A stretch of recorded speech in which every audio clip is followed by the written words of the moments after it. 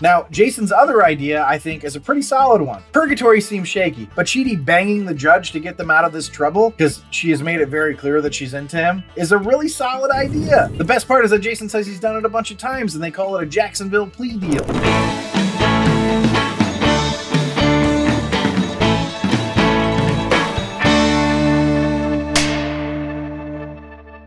Welcome back to another episode of The Rank. I'm John, and today we're going to be doing the next episode of The Good Place. For those of you who are new to the show, I'm going to give you a quick agenda here. So we start with the potent notables, which is just a couple interesting facts or tidbits that I found out about the episode or series. Then I do the episode overview, which is just me talking about the episode. And then I go to The Rank, the namesake of the show, where I rank the episode in 5 categories on a scale of 1 to 5, 1 being the worst, 5 being the best, all to find out what's the best sitcom of all time. And today we're going to be ranking the 10th episode of the 4th season of The Good Place, titled You've Changed, Man. Written by Matt Murray and directed by Rebecca Asher. Now, just so you know, there are spoilers ahead, so if you want to watch it beforehand because you don't want spoilers, please do so, but just so you know, spoilers ahead. But let's find out how this one stacks up, starting with the potent notables. Potent notables.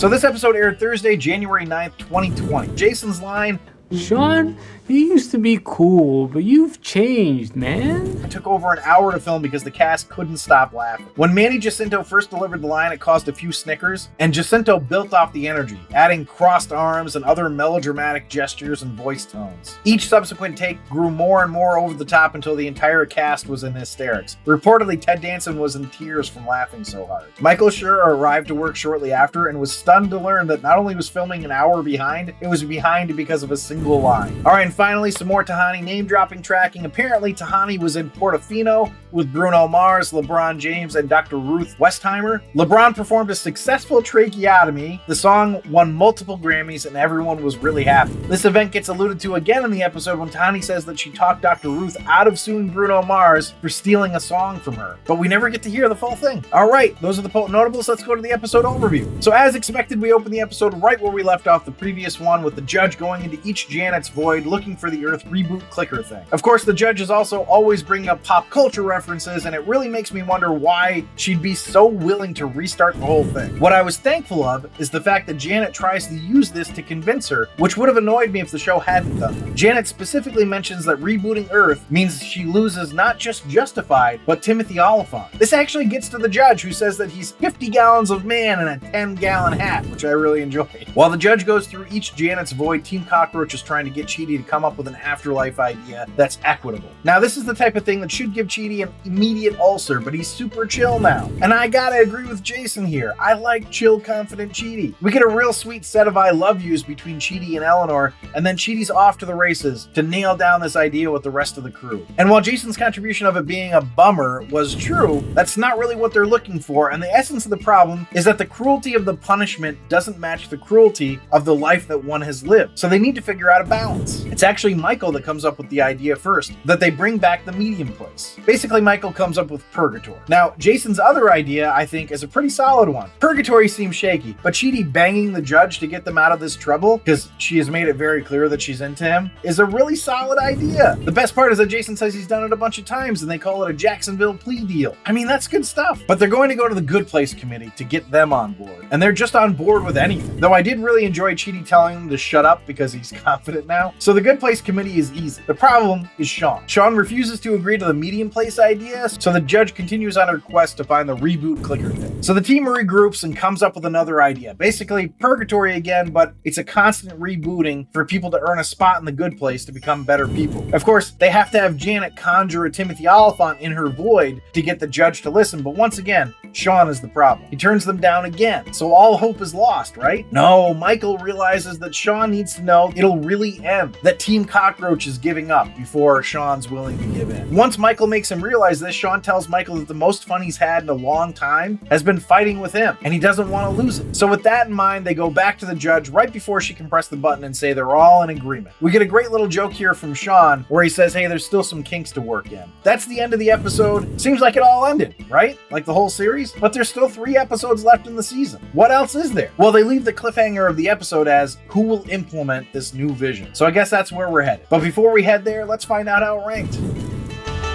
Oh, wait.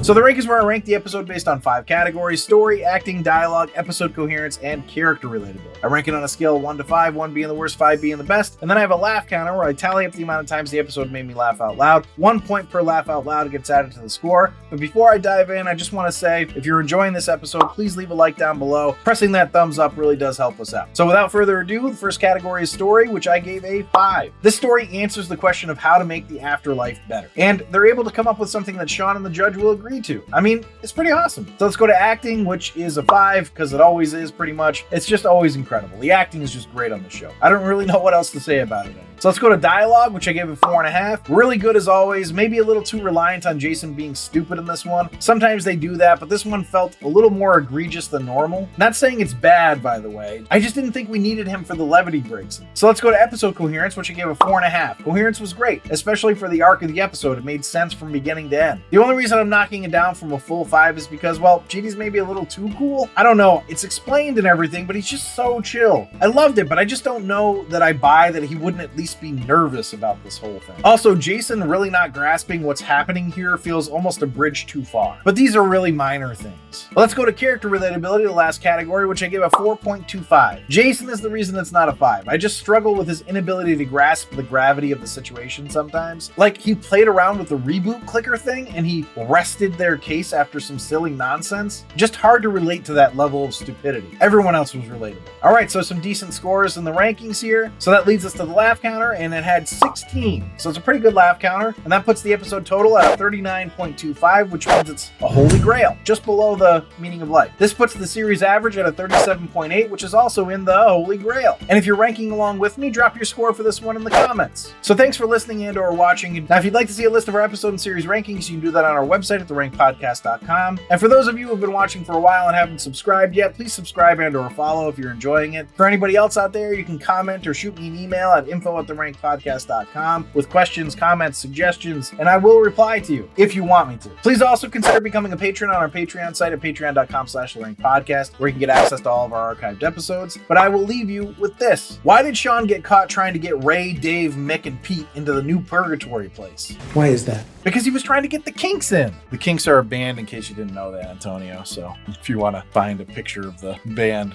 No, I don't think I will. Yep, okay.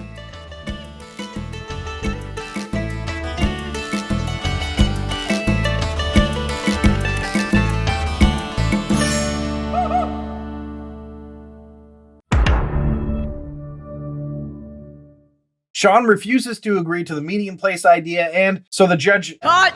Shawn refuses to cut! Shawn refuses to agree to the medium place thing. Cut! Take 3. Shawn refuses to agree to the medium place idea, so the judge continues on her We're gonna be here a while.